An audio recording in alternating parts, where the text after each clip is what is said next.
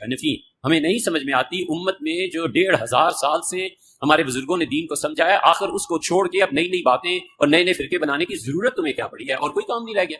حدیث میں آیا ہے، حدیث میں تمہیں کیا پتا حدیث میں کیا ہے؟ کہ ہم حدیثیں پڑھنا شروع کر دیں تاکہ گمراہ ہو جائیں ولیعوذ باللہ. حدیث میں آیا ہے، حدیث میں تمہیں کیا پتا حدیث میں کیا ہے؟ کہ ہم حدیثیں پڑھنا شروع کر دیں تاکہ گمراہ ہو جائیں ولیعوذ باللہ. حدیث میں آیا ہے، حدیث میں تمہیں کیا پتا حدیث میں کیا ہے؟ کہ ہم حدیثیں پڑھنا شروع کر دیں تاکہ گمراہ ہو جائیں ولیعوذ باللہ. ہم صاف لفظوں میں کہتے ہیں جو آدمی بغیر اساتذہ کے حدیث پڑھتا ہے وہ گمراہ ہو ہی جاتا ہے. اسی کو سے پتہ نہیں ہے کہ حدیث کا مطلب کیا. انہوں نے کہا کہ ہمیں یہ حدیثیں نہ بھیجا کریں آپ، ہم بس یہ پڑھ کے نا آگے شاید انہوں نے کہنا تھا ڈسٹ بن پہ پھینک دیتے ہیں، لیکن وہ تھوڑا سا رک گئے. انہوں نے کہا ریموو کر دیتے ہیں، انگریزی کا لفظ انہوں نے استعمال کیا. کتنی حقارت سے انہوں نے حدیث کا ذکر کیا. وہ مسلم اور ترمذی کی حدیث تھی. پھر کہنے لگے آپ کو بڑی دفعہ بتایا ہے کہ ہم اہل حدیث وہابی نہیں ہیں، ہم کٹر ٹھیٹ حنفی ہیں. یعنی بڑا وہ فخریہ بتا رہا جس نے کوئی دین ابراہیمی کے اوپر ہے. ٹھیک ہے نا، کٹر تو آڑے پج گئے نے، انجینئر صاحب نے پان دیتے نے اللہ دے فضل نال، جنہاں دے پجے نہیں وہ کھنڈے ہو گئے نے اللہ دے فضل نال.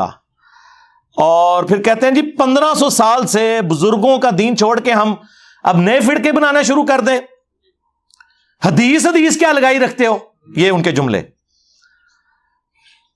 ہم حدیثیں پڑھیں اور گمراہ ہو جائیں. ہاں یہ کہہ رہے ہیں وہ. اچھا یہ ان کا ایٹیچیوڈ کیا اپنے بابوں کے فتووں کے بارے میں کبھی ہوگا؟ کبھی یہ مفتی کہے گا کہ میں بہشتی زیور کے مجھے والے نہ بھیجا کرو، میں بہشتی زیور پڑھوں اور گمراہ ہو جاؤں؟ میں فتاوی عالمگیریہ پڑھوں اور گمراہ ہو جاؤں؟ یہ کیا ہر وقت تم نے فتاوی شامی، رد المختار، در مختار لگائی ہوتی ہے، یہ مجھے نہ بھیجا کرو؟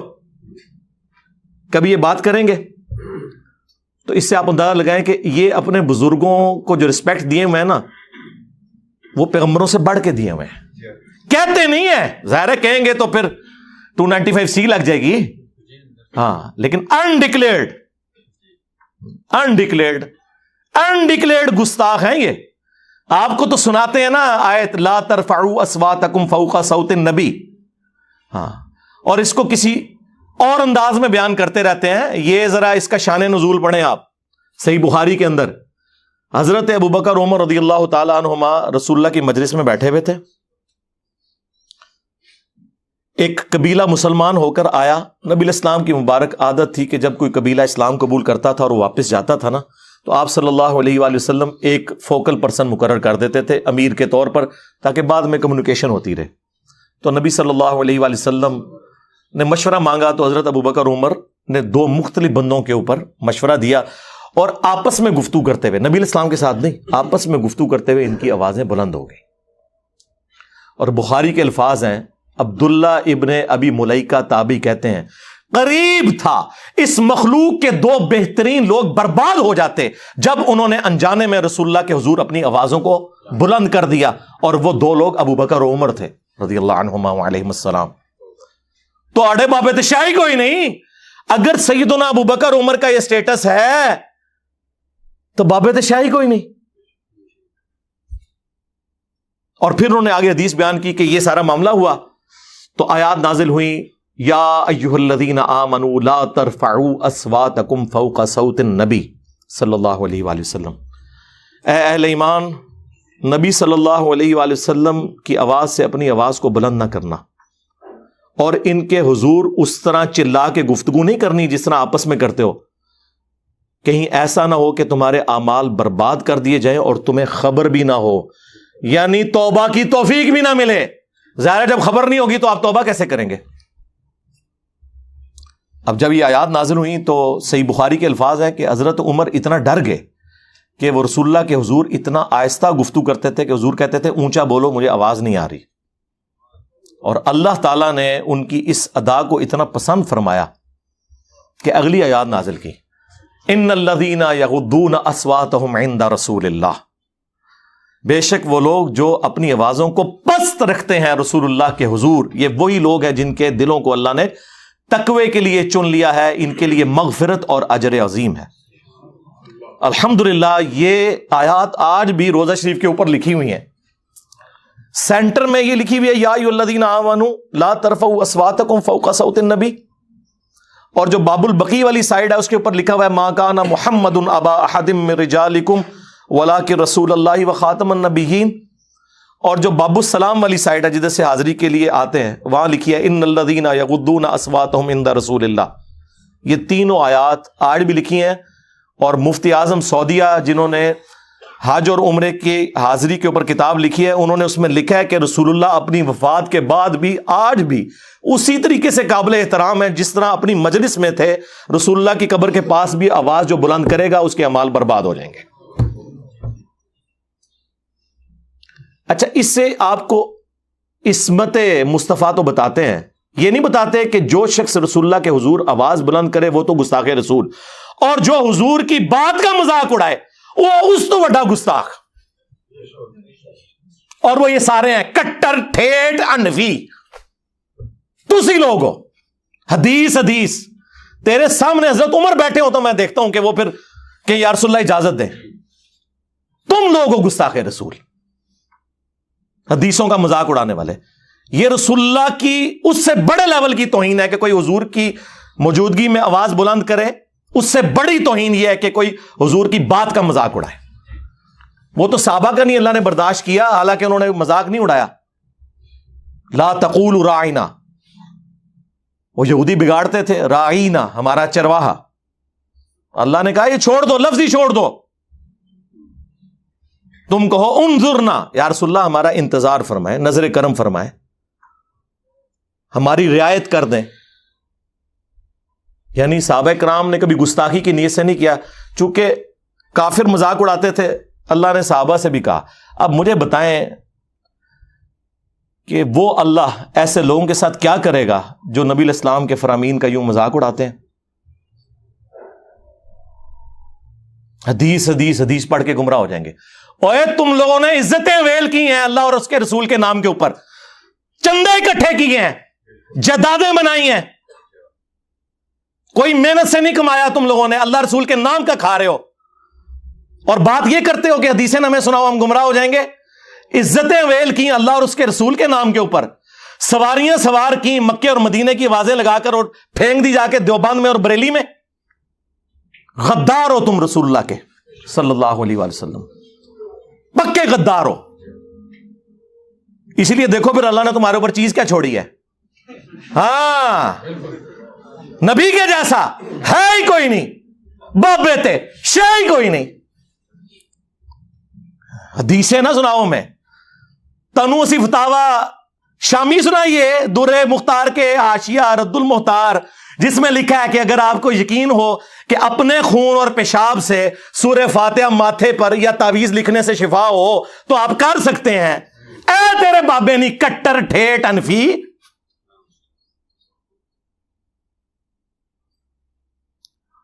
بول کہ تیرے بابے نے گستاخی کی ہے. کوئی زیادہ پرانا نہیں ہے، 1252 ہجری میں یہ مرا ہے ابن عابدین شامی. کسی کی جرت نہیں کہ اختلاف کر جائے. ایک ہمارے وہ استاد غلام سعود سعیدی صاحب رحمہ اللہ تعالی، مفتی صاحب بیٹھے ہوئے ہیں، تائید کریں گے، انہوں نے شرح صحیح مسلم پڑھی ہے، ان کے پاس پڑھتے بھی رہے. انہوں نے جرت کی ہے کہ انہوں نے اس عبارت کے اوپر گرفت کی، اور لیکن وہ بھی بڑے ڈرتے ہوئے. انہوں نے کہا یقیناً ان بزرگوں کے دلوں میں قرآن کا احترام ہم سے زیادہ تھا. یہ انہوں نے نا پہلے شوگر کوٹڈ کی اپنی عبارت، کیونکہ وہ آگے کلاس لینے لگے تھے. لیکن بال کی کھال اتارنے کی عادت نے ہمارے بزرگوں کو یہاں تک پہنچایا کہ انہوں نے یہ جملے لکھے. ایک مسلمان مر جانا تو گوارا کرے گا، لیکن کبھی یہ گوارا نہیں کرے گا کہ اپنے پیشاب یا خون سے سورہ فاتحہ کا تعویذ لکھے. یہ صرف غلام سعود سعیدی صاحب نے جرت کی لکھنے کی، نہ ان سے پہلے نہ ان سے بعد. کبھی کوئی بہانہ کریں گے، ہاں یہ ان کو لکھ کے بھیجے نا، ہاں اس کو پڑھ کے کوئی گمراہ نہیں ہوتا. حدیث کو پڑھ کے گمراہ ہوتے ہیں اس لیے کہ حدیث ان کے خلاف، قرآن ان کے خلاف، کیونکہ یہ تو ہوئے کٹر ٹھیٹ حنفی. عزتیں ویل کر رہے ہیں اللہ اور اس کے رسول کے نام کے اوپر، چندے کھا رہے ہیں اللہ اور اس کے رسول کے نام کے اوپر عز و جل و صلی اللہ علیہ وآلہ وسلم، اور توہین انہی کی کر رہے ہیں.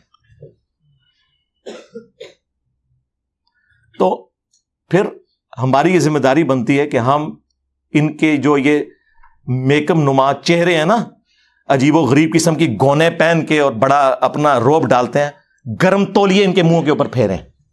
تاکہ ان کے اصلی چہرے آپ لوگوں کو پتا چلیں کہ یہ دشمن ہے اللہ اور اس کے رسول کے عز و جل و صلی اللہ علیہ وآلہ وسلم. ہم نہیں کہتے کہ بدنیتی کی وجہ سے ہوں گے، انجانے میں. ظاہر ہے وہ تو انہوں نے خود ہی بول کے کہا کہ ہم 1500 سال سے اپنے بزرگوں، اور کیڑا 1500 سال تو تھوڑے بزرگوں کا دین ہے؟ نہ آپ کے عقیدے قرآن سے ثابت، نہ آپ کے بخاری مسلم سے ثابت. کیڑا 1500 سال؟ 1100 سال کیا کرو اور نال حدیث سنایا کرو بخاری مسلم کی کہ سب سے بہتر زمانہ میرا، پھر صحابہ کا، پھر تابعین کا، پھر تبع تابعین کا. یہ میں یعنی وہ اس کو ایک بالمفہوم بیان کر رہا ہوں. اس کے بعد جھوٹے لوگ پیدا ہوں گے، امانت میں خیانت کریں گے اور موٹاپے کو پسند کریں گے. وہ تسی تو بعد والے ہو جی، پرانے بزرگوں کو نہیں مانتے. پرانوں کے تو آپ منکر ہو، تم لوگ درمیانوں کو مانتے ہو. پرانے ویسے تھے جیسا کہ ہم ہیں. کون سے عقیدے تمہارے قرآن و سنت سے ثابت ہے؟ میں کٹر ٹھیٹ انفی. کیڑا انفی؟ کٹر انفی دیوبندی 1866 میں دیوبند مدرسہ بنا ہے. 1500 سال نہیں سرکار، 150 سال پہلے تسی آئے ہو دنیا چ. اس سے پہلے دنیا کا کوئی مسلمان اپنے آپ کو دیوبندی نہیں کہتا تھا.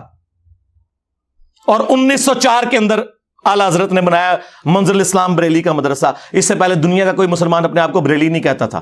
ٹھیک ہے، وہ انفی شافی والا معاملات چل رہے تھے، وہ بھی اتنا پرانا نہیں، وہ بھی 4 صدی ہجری میں حجت اللہ البالغہ میں شاہ ولی اللہ دلوی نے لکھا کہ شروع ہے. کیڑا 1500 سال دا دین؟ 1100 سال دا. کہانی کرانی بند کرو. اور پھر آپ ہیں کٹر ٹھیٹ حنفی. کیڑے حنفی ہو؟ المحند والے یا اسام الارمین والے؟ آیا نا داڑ تھلے ہوں تو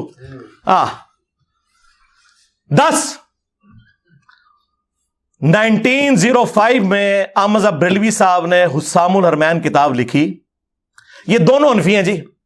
یہ ہوں دسنا ہے کہ وچ الالی انفی کیڑا ہے.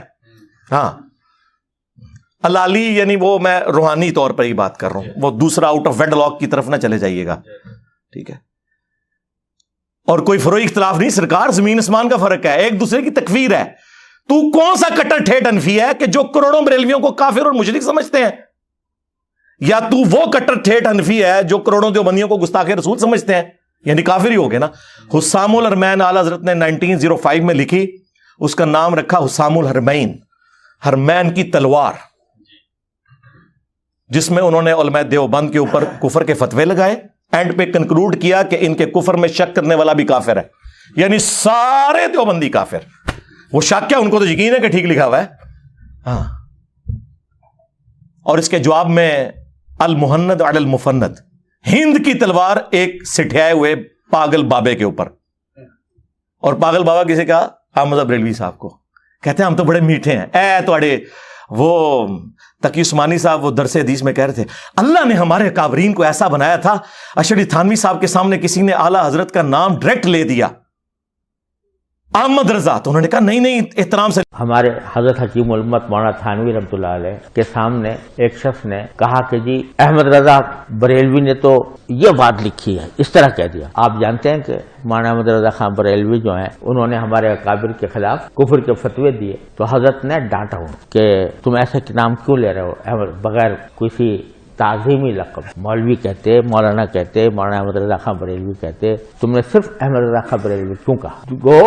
یعنی گویا اس کو بھی ان کی توہین سمجھا اور ٹوکا کہ ٹھیک ہے تمہارے خلاف دوسرے مسلک کے آدمی ہیں، ہمارے اوپر فتوے بھی لگائے، لیکن ہم اپنی زبان کو گندا نہیں کریں گے، ہم اپنی زبان سے ان کی توہین نہیں کریں گے. تو اللہ تبارک و تعالیٰ نے ہمارے اکابر کو ایسا بنایا کہ اپنی زبان کو ہمیشہ دائرے میں رکھتے. سرکار اشعری تھانوی دے سائن ہوئے نے المحند اتے جی آئے نا داڑ تھلے، اے داڑ آخری علی کڑک کرنے علی.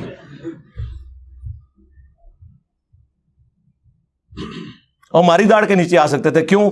ابو داؤد ترمذی ابن ماجہ میں حدیث ہے، میرے بعد تم بہت اختلاف دیکھو گے، اس وقت علیکم بسنتی وسنت الخلفاء الراشدین المہدیین، میری سنت اور میرے خلفاء راشدین کی سنت کو لازم پکڑ لینا، داڑھوں سے پکڑ لینا.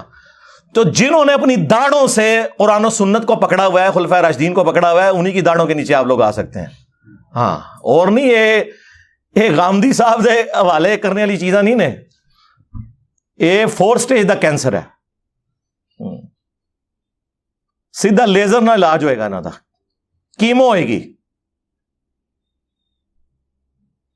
یہ مطلب ان لوگوں کے حالات و واقعات. تو المہند المفند میں انہوں نے لکھا ہند کی تلوار ایک سٹھائے ہوئے بابے کے اوپر, اور پھر اس میں تقی عثمانی صاحب کہتے ہیں اللہ نے ہمارے کافرین کو ایسا بنایا تھا. تو ہم نے کہا تھا ایسا بنایا تھا کہ مفند کہتے تھے دوسروں کو, وہ ہاں ایسا بنایا تھا, اللہ نے ہمارے کافرین کو ایسا بنایا تھا. بڑے فخر یہ بیان کرتے ہیں, مولانا کہتے تھے. اس میں انہوں نے لکھا کہ احمد بریلوی اور ان کی پوری جماعت ایک شیطانی لشکر ہے جو علماء دیوبند رضی اللہ عنہم پر حملہ آور ہوئی ہے. 14ویں صدی سے مولوی رضی اللہ عنہم, جیسا کہ شیاطین حملہ آور ہوتے تھے انبیاء کے اوپر. یہ آپ دیکھ لیں کدھر اپنے بابوں کو کہاں کھڑا کرتے ہیں. تو وہ مفتی صاحب جو فرما رہے ہیں میں کٹر ٹھیٹ حنفی, یہ الفاظ انہوں نے خود بولے ہیں, یہ نا سامنے میں کو چینگے پہ لانا ہوا, انہوں نے خود بولے نے. تو کاش تم بولتے ہوا سماکم المسلمین من قبل وفی ھذا ملت ابیکم ابراہیم, پیروی کرو ابراہیم کی ملت کی.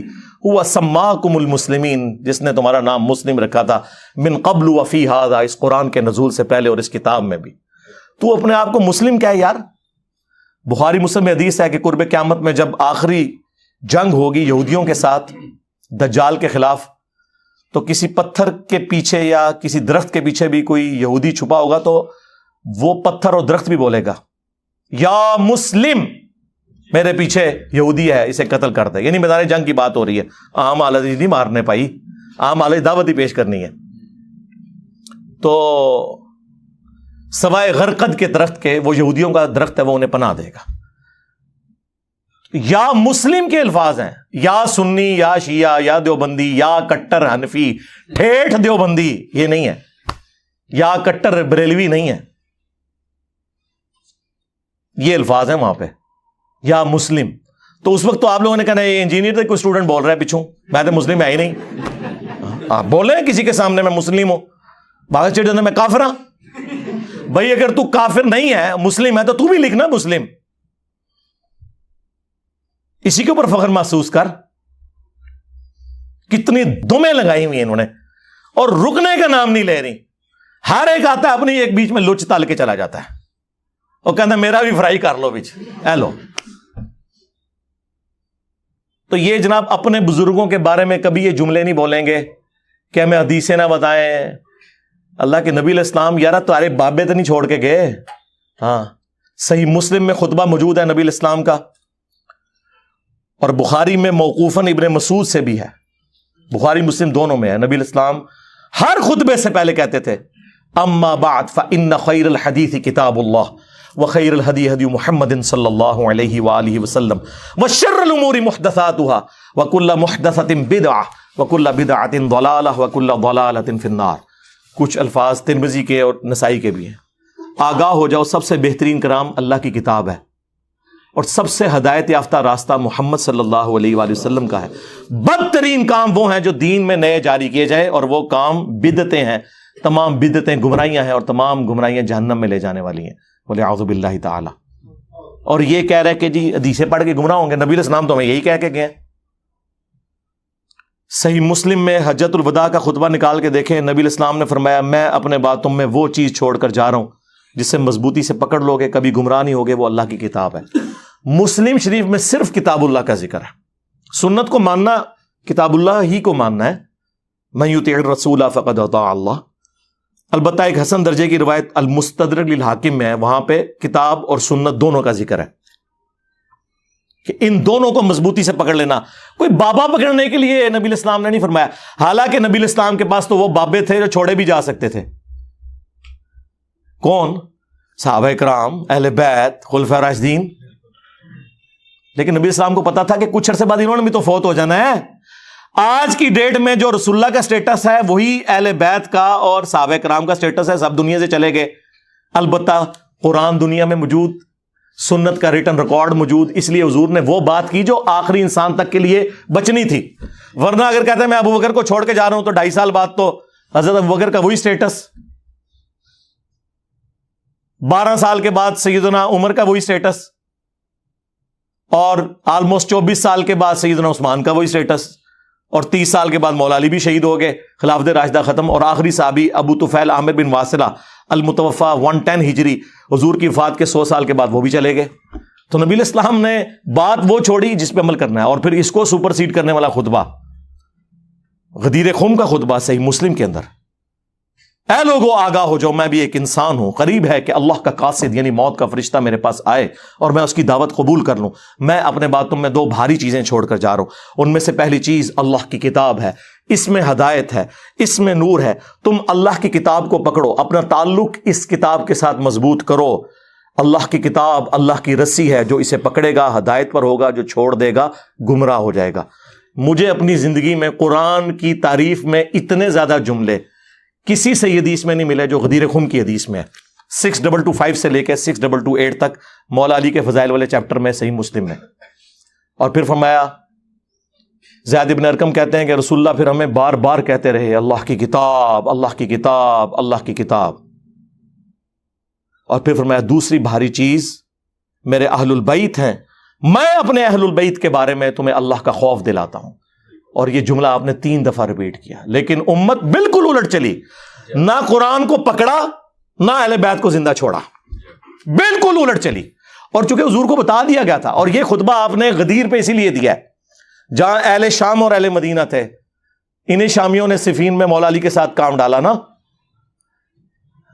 حجۃ الوداع پر جو روایتیں ہیں وہ اتنی مضبوط نہیں ہیں، غدیر پہ آئی ہیں. اور مسند احمد میں تو آگے بھی حدیث چلتی ہے، مولا علی کا ہاتھ پکڑا اور پھر صحابہ میں بلند کیا، من کنت مولا فہذا علی مولا، جس کا مولا میں اس کا مولا علی، جس کا آقا میں اس کا آقا علی، جس کا جگری یار میں اس کا جگری یار علی. یہ سارے الفاظ درست ہیں. اور پھر کہا اے اللہ اس سے محبت کر جو علی سے محبت رکھے، اس سے دشمنی رکھ جو علی سے دشمنی رکھے. اور یہ حصہ تو مسلم میں بھی ہے، علی سے محبت نہیں رکھے گا مگر مؤمن، علی سے بغض نہیں رکھے گا مگر منافق. تو نبی علیہ السلام تو بات ہی قرآن سنت آل البیت کی کر رہے ہیں، یہ اپنے بزرگوں کو لے کے چل رہے ہیں. ان لوگوں کا کیا لینا دینا میرے بھائی؟ نہ انہوں نے قرآن پڑھا صحیح طریقے سے، نہ اگر پڑھا تو پھر اس کے ساتھ یہ غداری کی ہے کہ کہہ رہے ہیں ڈائریکٹ پڑھو. یار یہ غداری تو کوئی فزکس کا پروفیسر اپنی کتاب کے ساتھ نہیں کرتا. آج تک کسی فزکس کے پروفیسر کو سنا ہے کہ آئنسٹائن کی تھیوری آف ریلیٹیوٹی نہ پڑھنا گمراہ ہو جاؤ گے؟ یا کوئی انگلش کا پروفیسر کہے کہ آکسفورڈ کی ڈکشنری نہ پڑھنا گمراہ ہو جاؤ گے؟ اس سے بڑھ کر میں میکینیکل انجینئرنگ میں نے کی ہوئی ہے، جب کبھی بھی بڑے مجمع میں میں نے اپنی کلاس کے اندر ٹیچر کی غلطی نکالی نا کتاب سے، تو اس نے ہمیشہ کہا تھینک یو. مولوی کی آپ غلطی نکالو گے نا تھینک یو. یعنی ایک دنیاوی ٹیچر جسے یہ سمجھتے ہیں، ہم تو اس تعلیم کو بھی دین کا حصہ سمجھتے ہیں، فزیکل فنامنا آف نیچر کی تعلیم ہے، سائنس کی، وہ اپنی کتابوں کے غدار نہیں ہیں. یہ لوگ اپنی کتابوں کے غدار ہیں، اور اس سے بڑھ کر ان کتابوں سے کھا رہے ہیں. انہی ناموں کے اوپر انہوں نے عزتیں ویل کی ہیں. اتنی بے ایمانی اس طرح کون کرتا ہے؟ یہ لوگ کرتے ہیں. میں کٹر ٹھیٹھ حنفی، بول پھر کہ میں وہ کٹر ٹھیٹھ حنفی کہ جس کے بابے نے الامداد رسالے میں لا الہ الا اللہ اشرف علی تھانوی رسول اللہ کو انڈورس کیا ہوا ہے. آئے نا داڑ تلے. ہاں میں وہ کٹر ٹھیٹھ حنفی. کبھی اس پہ بھی پرچی پڑھنا کہ اشرف تھانوی صاحب کو عقل کے ناخن لیں کہ آپ یہ کیا بات کر رہے ہیں کہ اس میں بڑی تسلی ہے کہ تیرا پیر متبع سنت ہے. کیا خلفائے راشدین اس طریقے سے کرتے تھے؟ اور پھر آل محنت کے جو عقیدے ہیں وہ تو میں پوری دنیا کے دیوبندیوں کو کہہ رہا ہوں کہ صرف 3 عقیدے سرکار، ویسے تو اس کے اندر بہت کچھ ہے، 3 عقیدے بتائے ہوئے ہیں. اس کو قرآن و سنت کی روشنی میں آ کے جسٹیفائی کریں. میں کٹر ٹھیٹھ حنفی صاحب، آپ آ جائیں میدان میں. پہلا عقیدہ لکھا ہوا ہے کہ ہم بزرگوں کی قبروں اور سینوں سے فیض لینے کے قائل ہیں، نچوڑنے کے، ٹیکا لگا کے نہیں. وہ نے کہا نہیں، اس طریقے پر جو خواص کو معلوم ہے، نہ کہ اس طریقے پہ جو عوام میں رائج ہے. اور پھر میں نے بتایا ان کے خواص کیا کچھ کرتے رہے ہیں قبروں سے. ارواح ثلاثہ میں اشرف تھانوی صاحب نے لکھا ہے قاسم نوتوی مرنے کے 6 سال کے بعد قبر سے نکل کر، خواب میں نہیں بیداری میں، دیوبند کے 2 مولویوں کی صلح کروا کے واپس چلا گیا قبر کے اندر. یہ خواص کا طریقہ ہے. عام بندے تو بھی کیا گزرا. اور بڑے ان کے اس طرح کے قبر پرستی کے واقعات ہیں، وہ میں نے پورا ریسرچ پیپر نمبر 6 لکھا ہے، قبروں سے فیض کے عقیدے کا تحقیقی جائزہ. پھر دوسرا انہوں نے لکھا ہے کہ ہم رسول اللہ کی قبر کو اللہ کے عرش، کرسی اور کعبہ شریف سے افضل مانتے ہیں. ایک کیڑی آیت ہے، کیڑی حدیث ہے، کرولری جوڑی ہوئی ہیں جی. حضور علیہ السلام جو ہیں وہ اشرف المخلوقات ہیں، تو جو آپ کی مٹی ہے قبر مبارک کی، اسی مٹی سے آپ کی تخلیق ہوئی، تو ظاہر ہے کہ وہ مخلوق میں سب سے افضل ہے. سرکار آپ نے یہ تو کہا ہی نہیں. آپ نے اگر یہ کہا ہوتا نا کہ رسول اللہ صلی اللہ علیہ وآلہ وسلم عرش، کعبہ اور کرسی سے افضل ہیں، تو ہم آپ کی بات مانتے ہیں، کیونکہ ہم مخلوق مانتے ہیں، عرش کو بھی، کعبہ کو بھی اور کرسی کو بھی.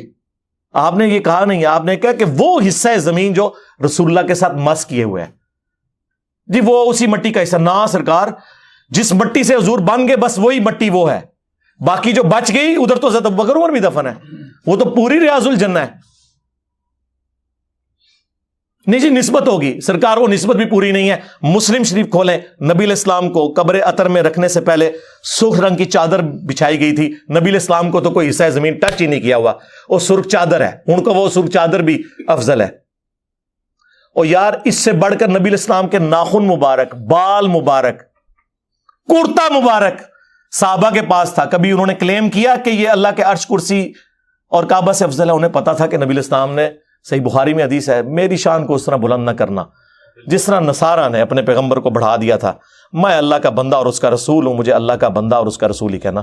ان کو نبی علیہ السلام کے مزاج کا پتا تھا کہ آپ کے مزاج میں یہ فٹ ان نہیں بیٹھتی چیزیں. انہوں نے لکھ دیا، اور جو کہتا ہے لکھا کام ہے، کہتے ہیں اجماع امت ہے. اندازہ کرو. ویسے پوچھیں تو کہتے ہیں جی اتنے موٹے موٹے لفظ بولیں گے، قطعی الدلالہ چیزیں ہونی چاہیے اصول کے لیے. یہ اصولی مسئلہ ہے، یہ فروعی مسئلہ ہے، اس کا تو چل جائے گا اصول میں. کہانیاں کرائی ہوئی ہیں، صرف خود ہی بیٹھ کے اجماع کر لیتے ہو باتوں کے اوپر.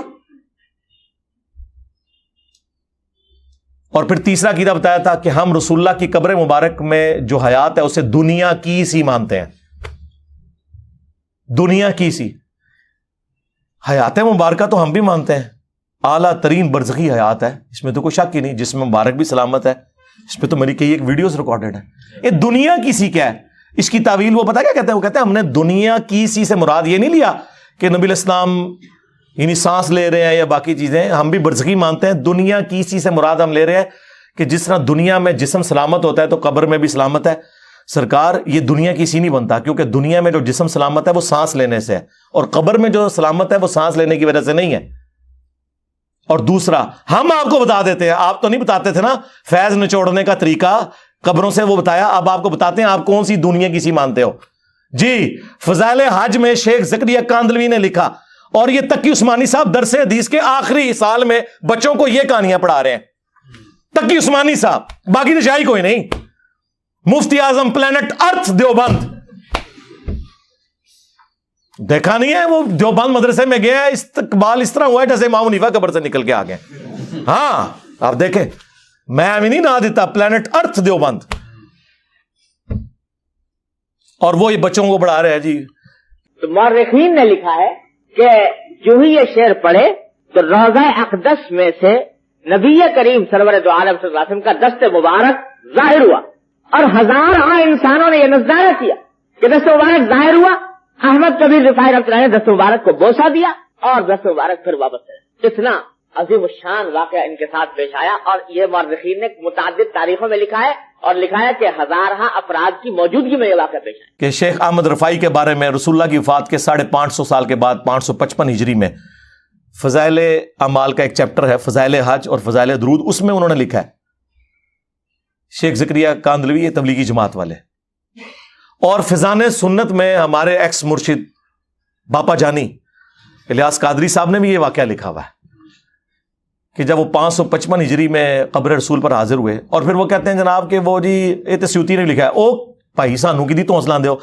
ہم جب قرآن و سنت کے دلائل کی روشنی میں حضرت معاویہ رضی اللہ تعالیٰ عنہ، حضرت مغیرہ ابن شعبہ رضی اللہ تعالیٰ عنہ، حضرت عمر بن عاص رضی اللہ تعالیٰ عنہ سے اختلاف رکھ سکتے ہیں تو تواڈے امام تے شاہی کوئی نہیں.